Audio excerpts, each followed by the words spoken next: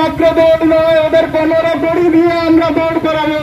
সবাইকে এখন তিহারে ডিউটি দিতে যেতে হবে, কার কখন ডাক আসে তার কোনো ঠিক নেই। সেই ভয়েতেই তারা এখন কোমর বেঁধে গুটিয়ে বসে আছে।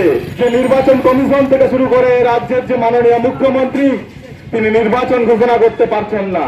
আমরা বলছি এই পঞ্চায়েত নির্বাচনটা কিন্তু আপনাদের তৈরি নয়, এটা আমাদের বামফ্রন্টের গর্ব ইতিহাস। আমাদের এই পদ্ধতি মেনে যে ক্ষমতা, যে সিস্টেমে সরকারটা চলছে, সেই সরকারকে আপনি বিলম্বিত করছেন।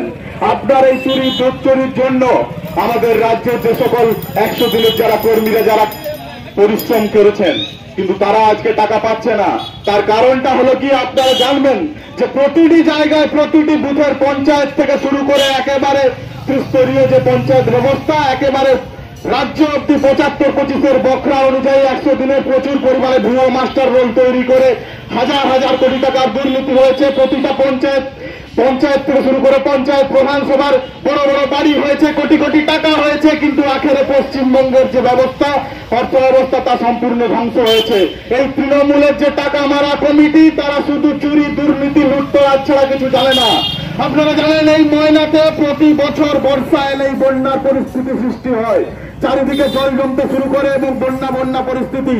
এবং এই পরিস্থিতিতে আপনারা জানেন এই পঞ্চায়েত সমিতি থেকে শুরু করে সমগ্র জায়গাতে তাদের যে দুর্নীতি, সেই দুর্নীতি, টাকা মেরে চলা। এবং আমরা কয়েকদিন আগে বাম ছাত্র যুবরা গিয়েছিলাম জেলাতে।